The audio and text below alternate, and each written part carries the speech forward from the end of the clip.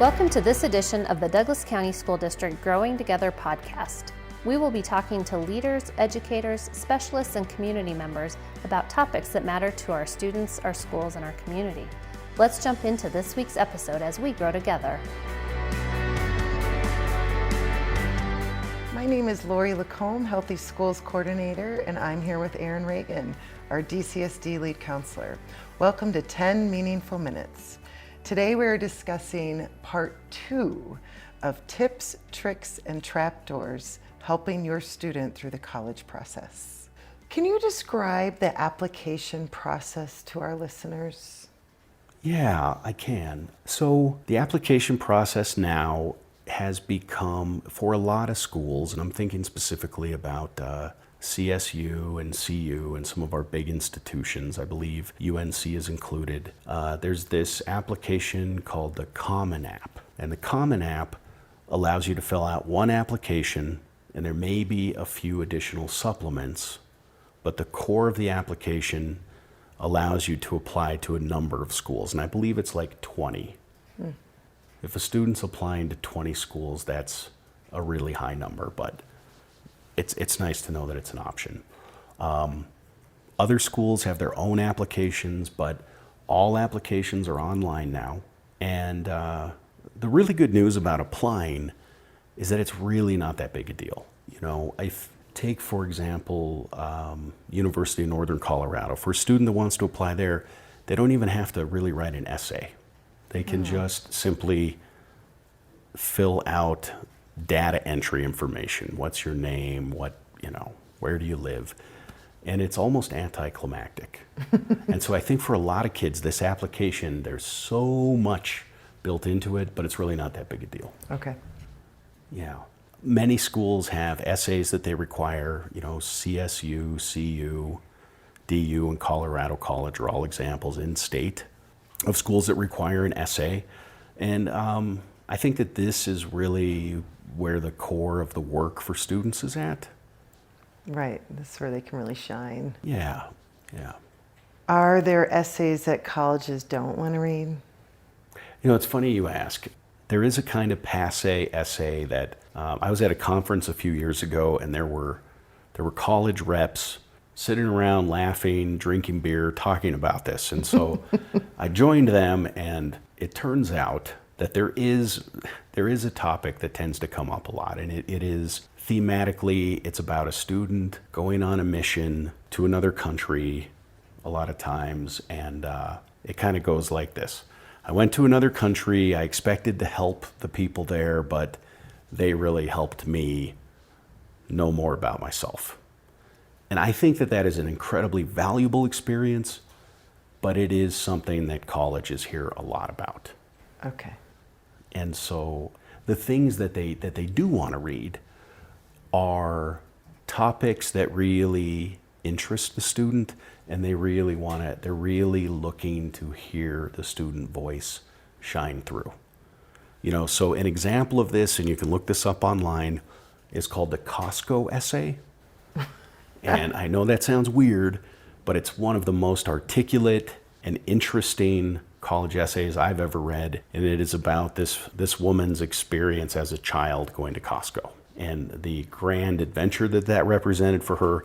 And when you read the essay, I mean, it's incredibly eloquent and creative and articulate, but she used that as a vehicle to really, you read that essay and you get a sense of who she is. It's a little intimidating for kids because most adults I know do not have the acumen to write that well, but great example of a winning college essay. She got into 7 Ivy League schools and Stanford, I believe. Off the Costco essay.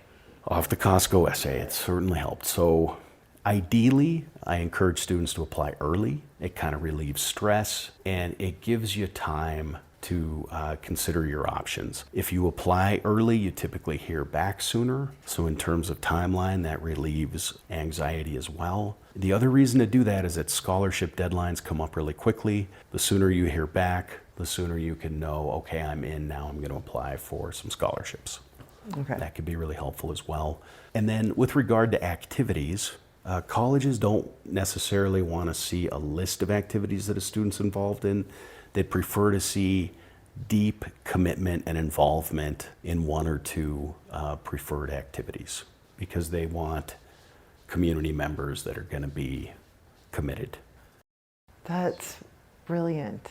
Yeah, so it's just a few tips and tricks, and there's a lot to this. I mean, we could talk about this for a month, but Okay. But without- these are all great basic No, good thank you. things. Thank you. So along with the application, there's always a letter of recommendation needed. So what advice do you have around students obtaining these letters? That's a great And question. do schools help with this at all? Yeah, so absolutely. Every high school has a mechanism in place and a process around letters of recommendation. And the first thing that I'd say is really figure out if you ever actually need a letter. There are, off the top of my head, 4 universities out of, 15 or something in state that actually require a letter of recommendation. Most don't. So that's one thing to know. And so I always advise students to be really clear about how many you actually need. The maximum number a student will ever need is 3. That would be 1 from a counselor and 2 additional letters from teachers.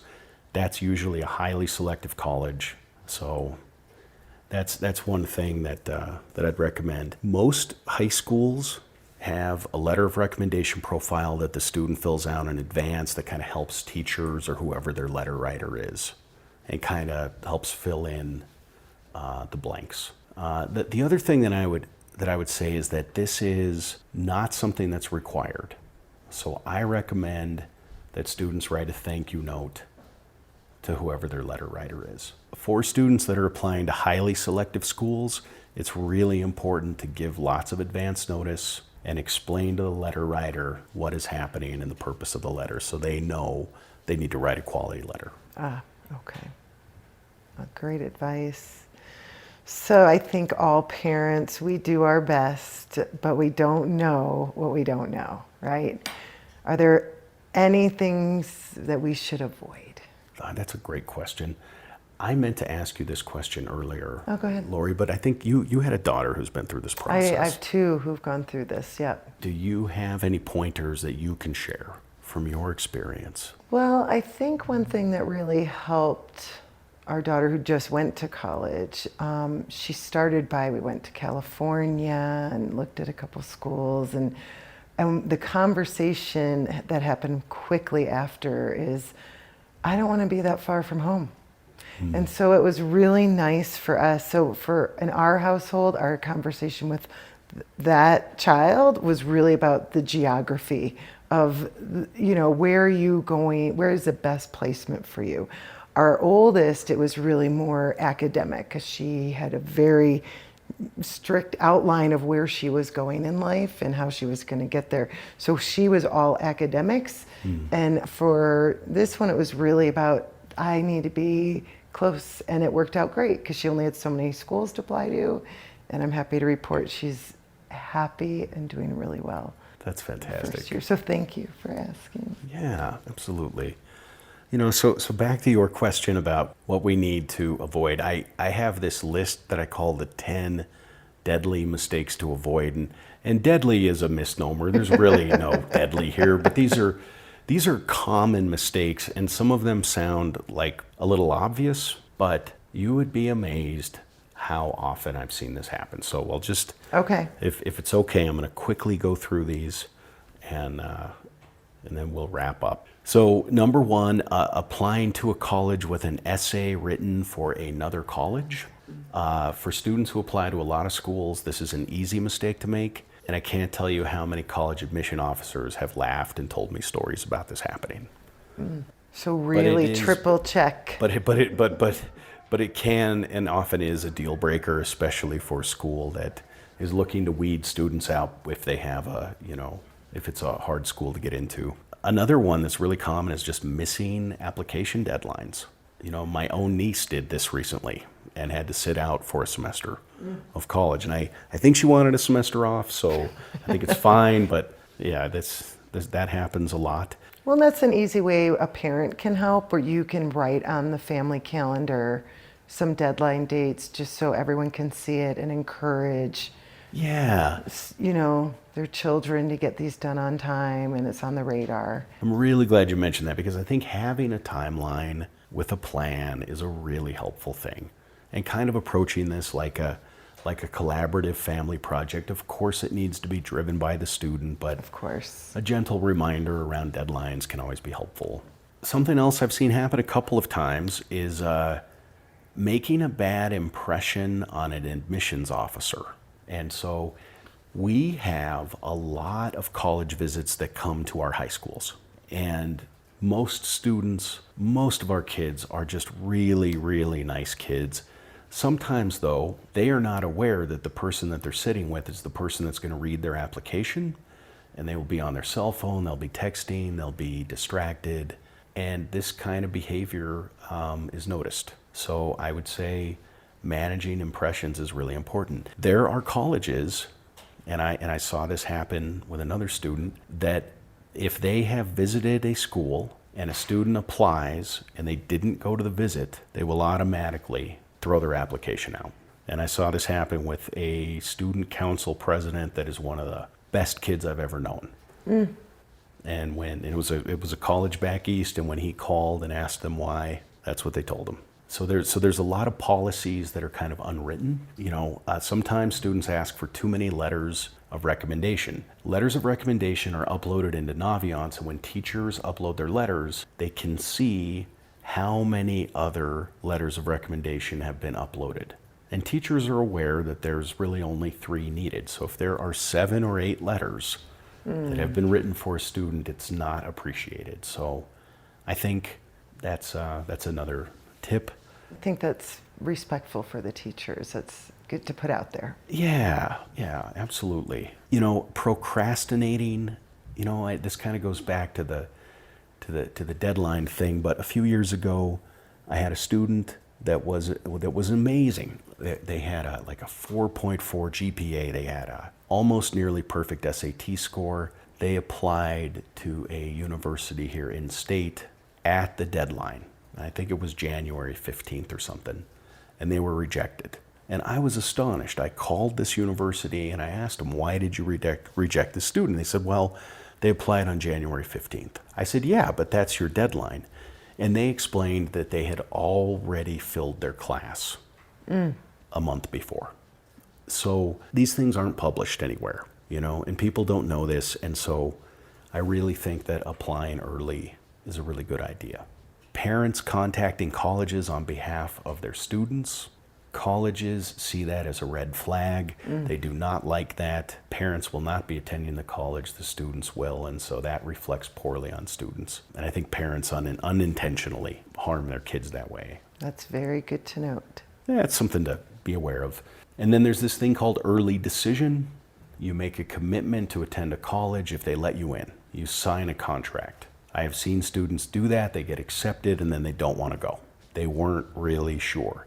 The reason why students apply early decision is because it helps them to get accepted. It kind of increases their chances, especially at highly selective schools, but it's something to be aware of. Forgetting to request a transcript. This is a part of the process as well, and this can hold up applications. Leaving a bad impression on social media, inappropriate pictures or comments. Students don't know this, but 70 to 90% of college admissions officers now check social media. It's a really good way to take a look at who somebody might be, and that can really hurt them. And then having an email address that's in bad taste or is immature or vulgar is always something to be aware of, and I think this is something that students might not realize. Okay. So so that's my list, and I want to thank you, Lori, for being so patient and listening to all of this. And that was wonderful. I mean, I've put 2 kids through, I put them into college, and I still learned something new today. So Thank you very much. That wraps up our 10 meaningful minutes today. If you want more information, please use our district website for additional resources, and especially on this topic of college, please use your high school website for additional resources.